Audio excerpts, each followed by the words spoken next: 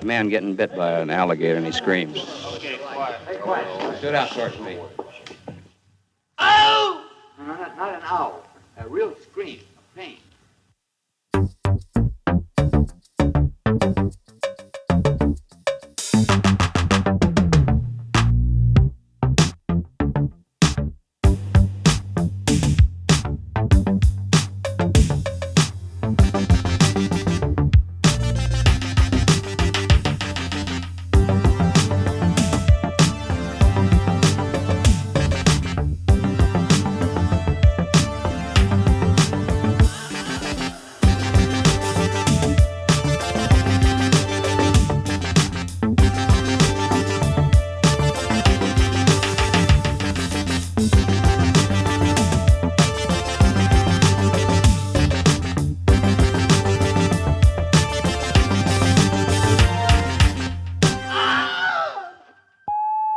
Thanks so much for joining us. I just want to say, I think from the beginning, this is a very beautiful and lyrical film, and I really like that approach. And I like, too, and this is going to lead into my question, how vague you are on plot points, right? Where you just kind of like, it's just there, and then we kind of figure this out, right?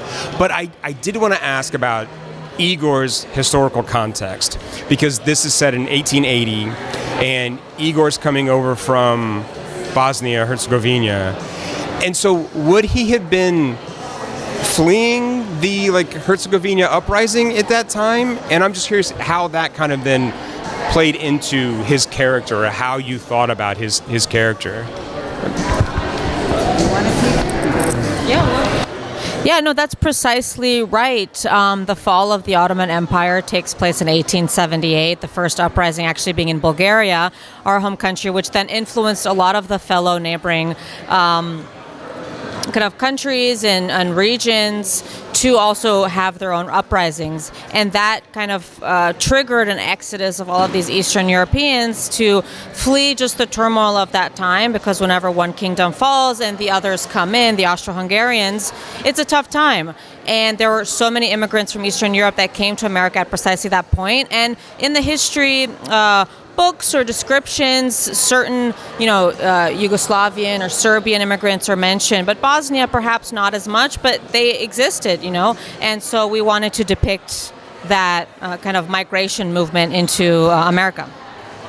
And just to add to that, I mean, we said it very vaguely in that time period. We don't really use descriptive markers, timestamps, location stamps, because we want it to be open to interpretation and allow that freedom. And we worked with Igor on a previous film of ours. We've been friends for a long time, and his actual story as a non-actor, real-world individual is a refugee in America in the 1990s in the context of the 1990s wars in the Balkans and Bosnia. So it was sort of perfect to reimagine that context in the past and make it a universal Eastern European coming to America.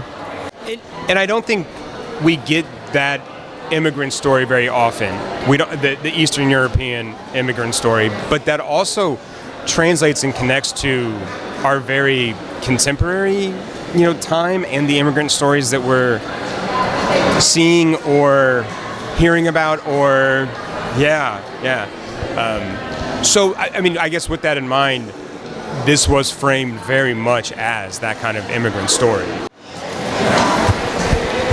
Yes, I mean, we are immigrants to America, and that's the theme of the journey. The journey as a very universal theme is very prevalent in all of our work, I think, and specifically American identity, what it means to be American, what it means to fit in. We didn't set out to make a politically charged film, but I do think it translates and perhaps serves as a reminder that America was built on immigrants from all walks of life, and it's a wink to that in our current times as well. Let's not forget.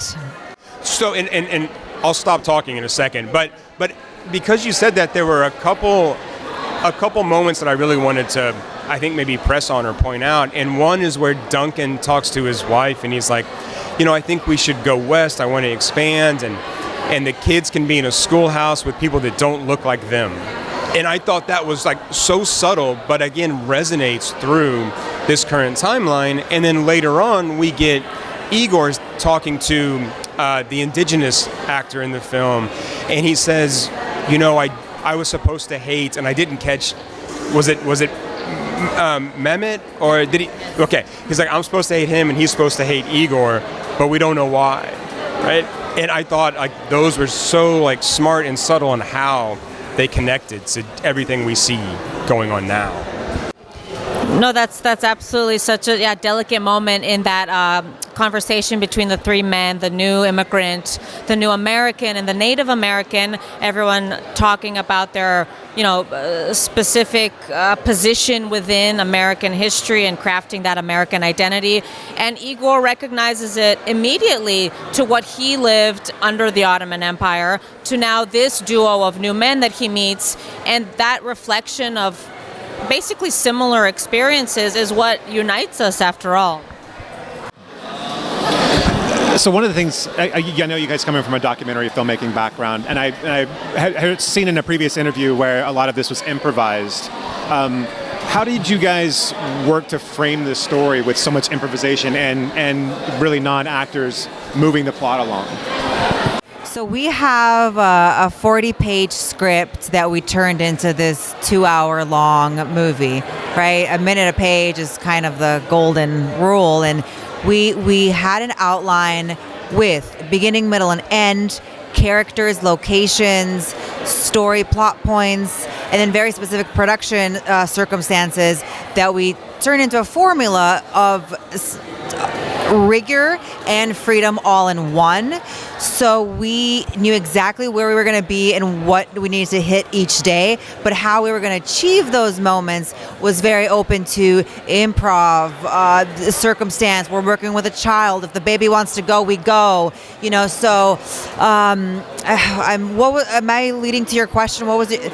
Yes. So the improv, it's a very risky way, but I think a very rewarding way, because some of those subtleties, like we weren't quite looking for the name Mehmet, but Igor came up with it because we gave him enough context for his character to live freely in this imaginary space where he understands Duncan and Walter Running Crane Jr. are not necessarily supposed to be friends, but they are. Igor and Mehmet are not necessarily supposed to be friends, but they are. So kudos to our leading men and women for really driving those particular things that I suppose we translated very well.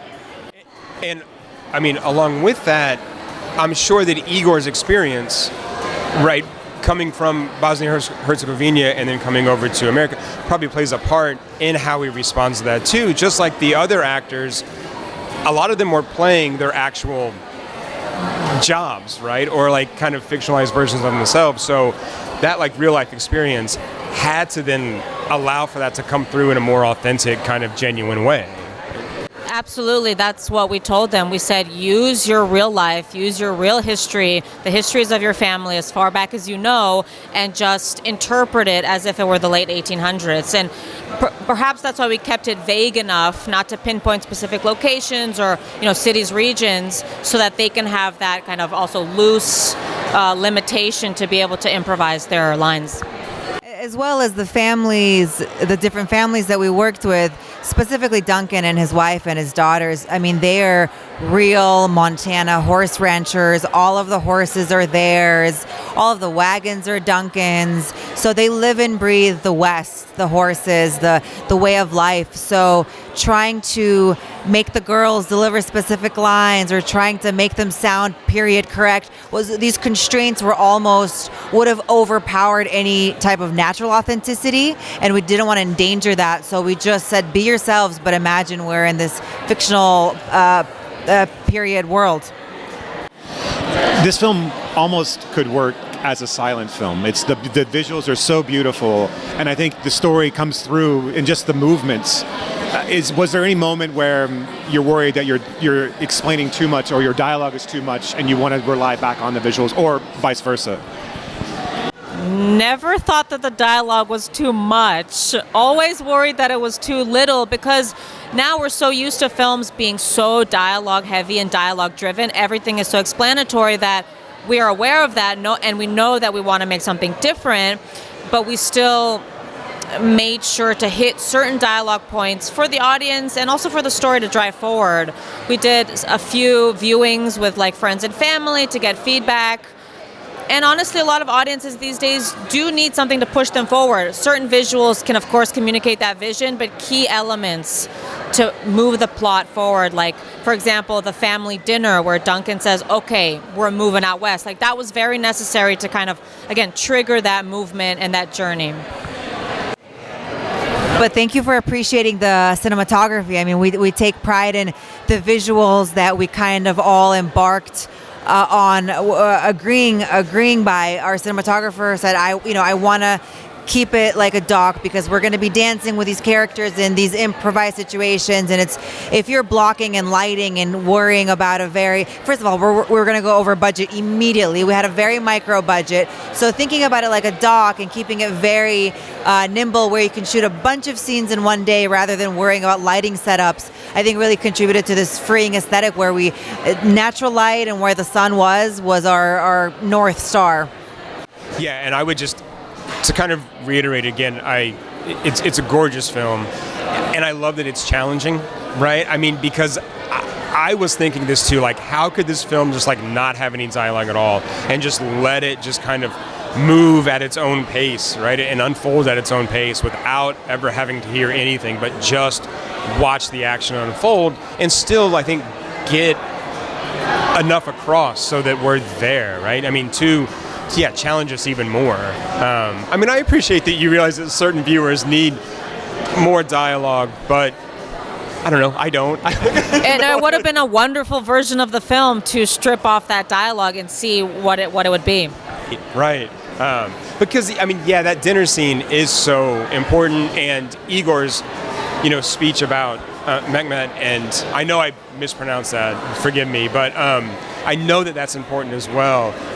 But yeah, sometimes it's just like, what would that look like? What would that have looked like?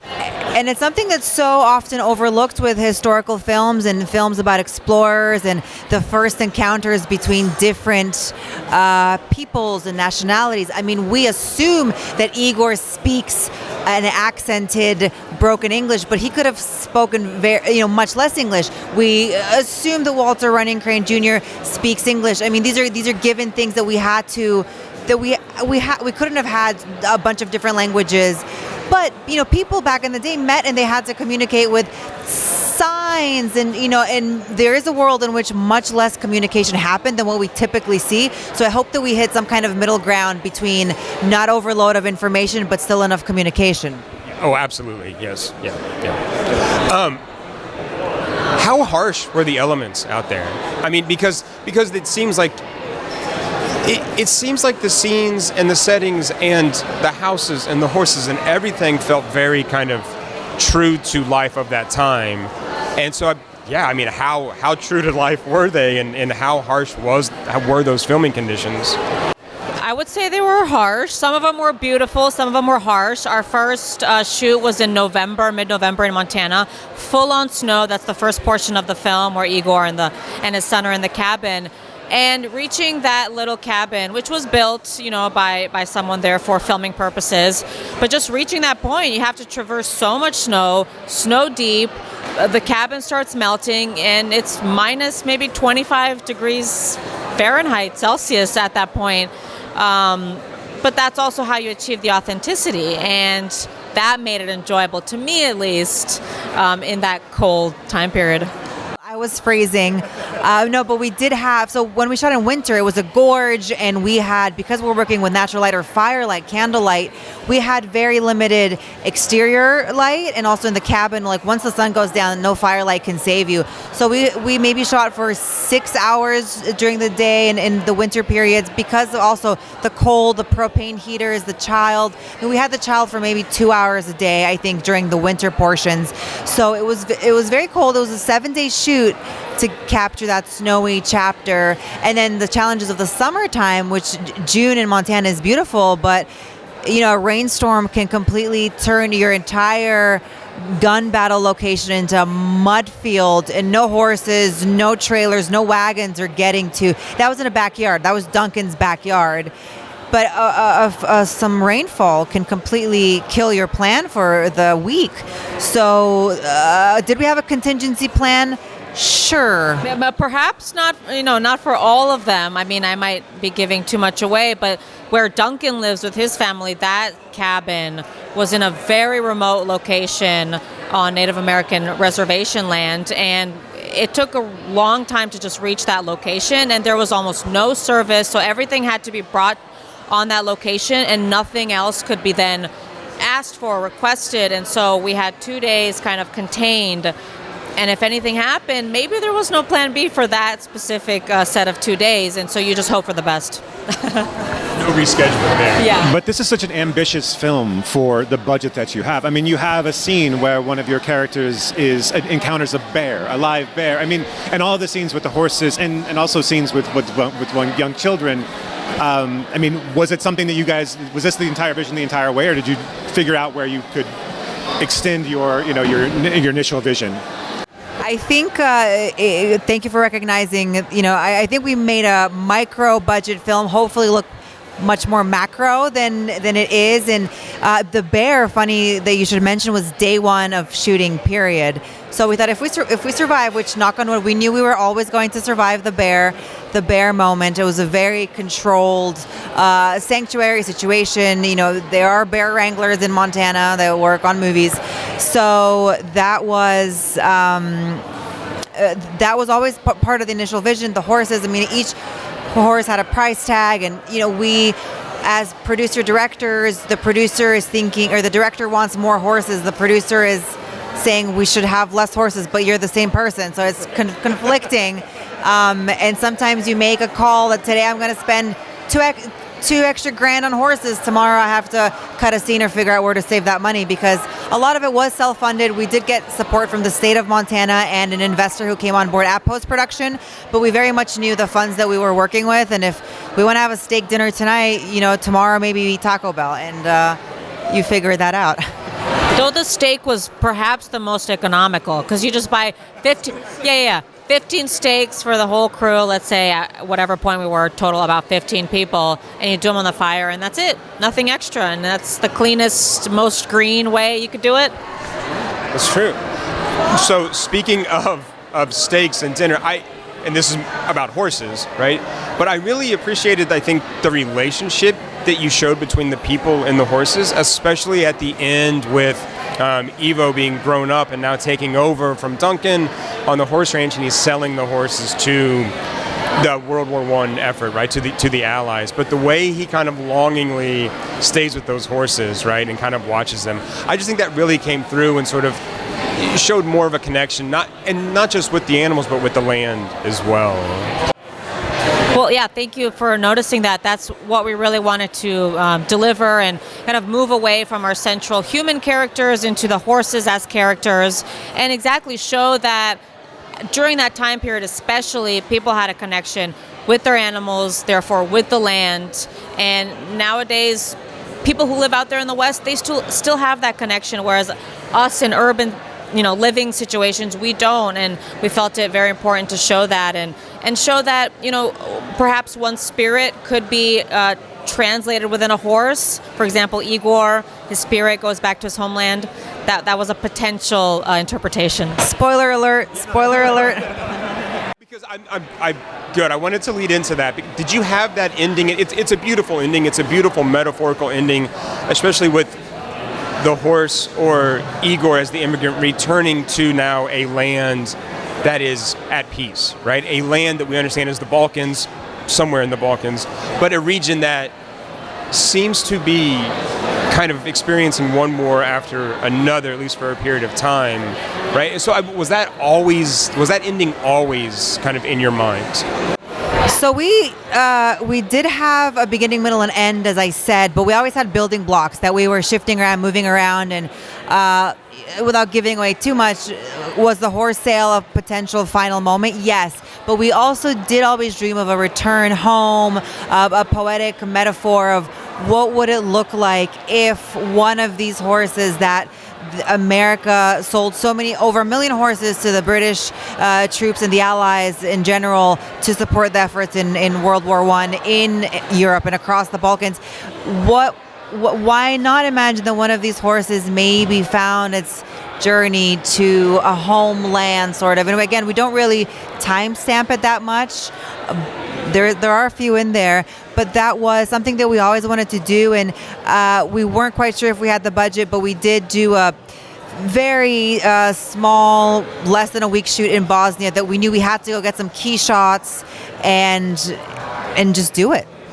And returning back to the mill that Igor mentions earlier, when they're by the river and he's making bread, and he has that beautiful story about his wife making bread and how the river, I love how he described it, right? The river ran so fast and there was a circle that turned the grain into flour. Thank God you understood that. I love that. And then we go back to that mill. Yeah, that was something that we definitely inserted into his kind of mind in order to say, because we told him, like, hey, again, spoiler, we might go film in this beautiful town in Bosnia. It's not his town, but it's an adjacent town. And we said, if you could, put in the mills in your dialogue, that would help us, really kind of mimic those imageries. And I love the idea too that the story is circular for the different generations as well. So as JD is selling these horses, he asked the question, was there a chance that they'll ever come back? And I thought that was a really, really beautiful moment for him, who's gone through all of this, and missed his dad for the most part growing up. But this idea that he's still bonding through this, and that story is a different kind of immigrant story, a different kind of journey. And that is a very emotional moment in the film because actually in London, this is off topic, but in London there's a giant monument for all of the animals lost during World War I, which I think the quote is a war fought by humans and by animals, everything from carrier pigeons to elephants to camels. Beautiful monument in London, and not that many people. I mean, we vaguely knew the history, but you don't really know about these millions of horses, over 1 million of horses put on cranes, put on trains, put on boats, sent to Europe, and some did come home, but from 1 million, the statistics are 200 made it back. So tragic, just tragic. I was just going to say again, like the emotional resonance is played with such stoicism by a lot of the actors, but it still comes through, and I think that's impressive for non-actors at this point. And in a different film, they would have been, I don't know, a little too sentimental, a little too saccharine. And so I think there's like just such a great, like the right amount of that. Not really a question, just something I noticed. Thank you, yeah. No, we were so impressed by exactly their stoicism, and some people could be nervous in front of a camera, but because they're being themselves, we said there's no reason to be nervous. You are yourself, and you're doing what you do the best way you know how to do it. Like, this is your life. Cowboys will be cowboys, and then that's what makes them so great at what they're doing. And because we do come from this doc background where we've worked in the non-fiction space for over a decade at this point, you develop, I think, a very important skill, which is building trust and ease with your characters and making everyone feel comfortable, which you have to do on any set, period. But because documentary, you're supposed to tap into that authenticity, I think we were able to do that in this fictional space where everyone felt so comfortable, and we were a tiny team. I can't stress that enough, where it didn't feel invasive, and you could, Igor is talking to he has the snowy moment, which you know what I'm talking about. And that really all came from the heart, because he felt comfortable, cold, sad enough to be able to invent a lot of that dialogue, which is kudos again to all of our actors. They are called actors now. They've transitioned from non-actors to actors, and we hope they continue on the big screen. One more note about the ending, which I think is the moment where the child's father takes the saddle and bridle off of the horse and lets him go. And then our closing shot, we see over 100 horses on the mountaintop.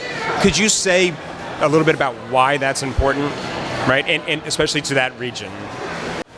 Absolutely. Thank you. Yeah, that was our last day of shooting in Bosnia. We went to a mountaintop in the town of Livno, and they have hundreds of free roaming horses at this mountaintop. And these were all horses owned by the local people that were set free during the 20th century because of the wars, in the 90s especially because of the wars, and because horses were becoming obsolete, in such rural locations. Perhaps they're not needed anymore in such an extent as they were back then. And this just demonstrates the journey of the horse and also the advancement of civilization or our societies in the 20th century with these wars and with people having to let them roam free. And it's such a great symbol to this horse's journey from Europe to America, back to Europe. It's such a circular moment. And yes, I think it's over 7 generations of wild horses that we had to chase down in little buggies and hope that we're going to find this herd at sunset that really symbolizes, not that we're trying to push any kind of spirituality onto anyone, but it's the only slow motion we use in the film. And it's almost like this heavenly moment of, transition, peace, freedom, beauty. So that was a very special last day for a shoot. And brings something even more poetic to that immigrant's journey of returning home to a peaceful place. No, I was just going to ask, so what's next for Eastern Western? Eastern Western is going to have its Dallas premiere tonight. I'm not sure when this airs, but we're really thankful to the entire Dallas International Film Festival team, James, everyone for inviting us and for sharing our film with audiences. I think the Western is making a comeback. We hope to have contributed to the genre and to the canon of the Western with a different perspective. And what's next? We're working with our sales agent on distribution. I think we have some good news on the table, but we're waiting to see exactly what that is. Hopefully, some kind of theatrical and streaming by the end of the year. That's amazing. Excellent. Yeah. And then next for you guys, how about? Well, we have several projects brewing. We did just get another grant from the state of Montana to film another Western. So that'll be happening sometime this year. And then we also have a project in development to shoot in Bulgaria, maybe next year. That'll be also a period piece. This new Western will not be a period piece. It's like a neo-Western in Montana. So a lot of things in development, but nothing quite ready yet. But, come next year, I'm sure we'll have something. And it always depends on where the funding comes in first, what stars align, and you have to have multiple, especially when there's some kind of momentum, multiple things to present on the table for whoever's interested. So hello out there. Yeah. Well, we look forward to seeing what comes up next. Absolutely. Yeah. Marina, Biliana, thank you so much for taking the time. It's a beautiful film, and the best of luck with it. Thank you both so much for taking the time. It was a pleasure. Thank you. We really appreciate it. You have been listening to Why Does the Wilhelm Scream with your hosts, Brock and Jason.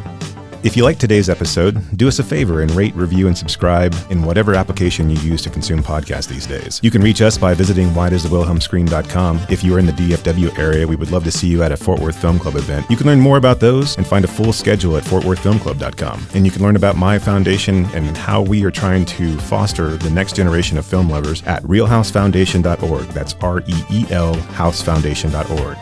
Till next time,